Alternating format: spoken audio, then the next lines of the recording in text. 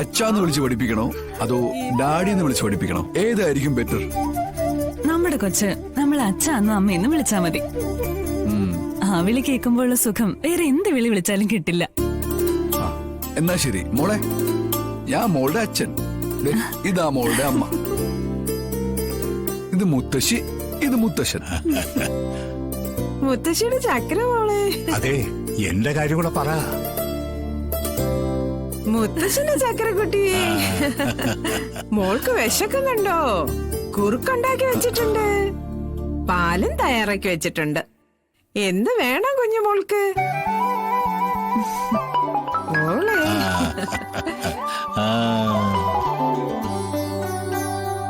Hello, അതെ കൃഷ്ണമൂർത്തിയാണ്. ആണോ?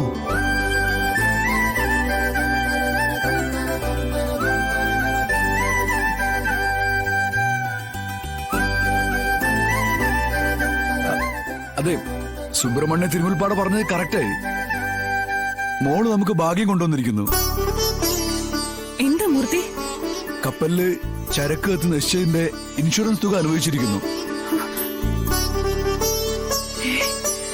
5 കോടി രൂപ. 5 കോടി രൂപയോ?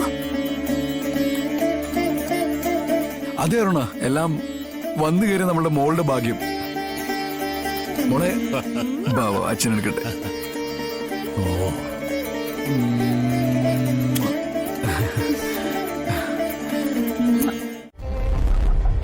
ഒന്ന് രണ്ട് ദിവസമായിട്ട് ഇങ്ങോട്ടൊന്ന് വരണമെന്ന് വിചാരിച്ചിരിക്കുവായിരുന്നു. പിന്നെ വല്യേച്ചിക്ക് അറിയാലോ അവിടുത്തെ തിരക്ക്. വല്യേച്ചിയും കൂടി ഇവിടെ ആയപ്പോ കടയിലെ കാര്യങ്ങളും വീട്ടിലെ കാര്യങ്ങളും എല്ലാം കൂടി ഒരു ബഹളാ. അപ്പോ ശാന്തേച്ചി വരാറില്ലേ?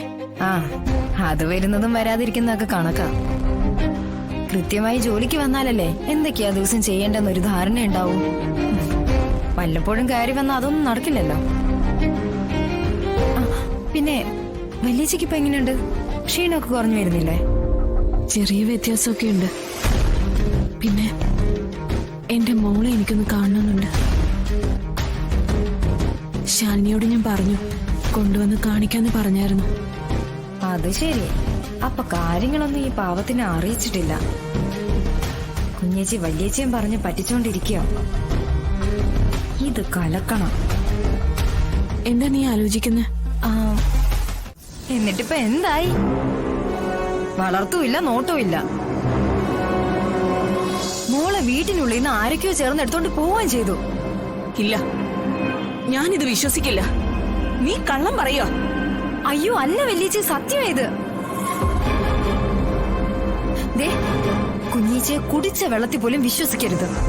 എടി, നീ എന്തൊക്കെയാ ശ്യാമി പറയുന്നേ? എന്റെ കുഞ്ഞിന് എന്ത് പറ്റിയെന്ന് നീ പറയുന്നേ? വല്യേച്ചി, കുഞ്ഞിനെ കാണാനില്ല. ആരാ കൊണ്ടുപോയെന്ന് അറിയാനും പാടില്ല. അപ്പോ മോളെ കൊണ്ടുവന്ന് കാണിക്കാന്ന് പറഞ്ഞതോ? ആര് പറഞ്ഞു? കുഞ്ഞേച്ചിയല്ലേ പറഞ്ഞത്. അവരിതും പറയും, ഇതിനപ്പുറം പറയും. വല്യേച്ചി, വിഷ്ണുവേട്ടൻ മരിച്ച കാര്യം അറിയോ വല്യേച്ചിക്ക്? അറിയോ? വിഷ്ണു മരിച്ചെന്നോ? അങ്ങനെയുള്ള സംഭവങ്ങൾ ഉണ്ടായിട്ടുണ്ട്. അതൊന്നും നമ്മളെ ആരെയും അറിയിച്ചില്ലല്ലോ അവര്. എന്തിന്? വിഷ്ണുവേട്ടന്റെ വീട്ടുകാരെ പോലും അവരെ അറിയിച്ചില്ല. അപ്പൊ പിന്നെ വലിയ ചൊടി കുഞ്ഞിനെ കാണാതായി പോയ വിവരെ അവര് പറയോ? കള്ളിയാ, കള്ളി, പേരും കള്ളി. വലിയച്ചി, വിഷ്ണുവേട്ടനെ കാണാതായതല്ല, കുഞ്ഞേച്ചി കൊന്നു എന്നാ നാട്ടുകാര് പറയുന്നേ. അതും ഇൻഷുറൻസ് തുക തട്ടിയെടുക്കാൻ വേണ്ടി. അങ്ങനെ ഒരാൾ ഈ കുഞ്ഞിന്റെ കാര്യത്തിന് സത്യാവസ്ഥ പറയുന്ന എന്താ ഉറപ്പ്? ഇനി കുഞ്ഞ് ജീവനോടുണ്ടോന്ന് ആർക്കറിയാം? ശ്യാമേ, അതുകൊണ്ട് തന്നെ ഞാൻ ഈ കുഞ്ഞിനെ വളർത്തും. പിന്നെ വളർന്ന് വലുതായി വന്നതിന് ശേഷമുള്ള കാര്യമല്ലേ. അങ്ങനെ എന്റെ തലയെടുത്ത അതിന്റെ വിധിയാണ് ഞാൻ കരുതിക്കൊള്ളാം. അതെ ചേച്ചി, ഞങ്ങൾ ഈ കുഞ്ഞിനെ ഞങ്ങളുടെ സ്വന്തം മോളായിട്ട് തന്നെ വളർത്താനാ ഈ വീട്ടിലേക്ക് കൊണ്ടുവന്നിരിക്കുന്നത്. ഒരുപാട് ആലോചിച്ചുറപ്പിച്ചെടുത്ത തീരുമാനമാ. ഇതിനി ആര് പറഞ്ഞാലും മാറ്റം ഉണ്ടാവില്ല. ദയവ് ചെയ്ത് ഞങ്ങൾ നിർബന്ധിക്കരുത്. എന്നാ അതൊന്നും എനിക്ക് കാണണം. പുതുമന വീട്ടിലെ വാസുദേവന്റെ മകളാ ഞാനും. എനിക്കിതിന് ഇവിടെ എന്തൊക്കെ ചെയ്യാൻ പറ്റുമെന്ന് ഞാനും കാണിച്ചുതരാം. എടി ദുർഗേ,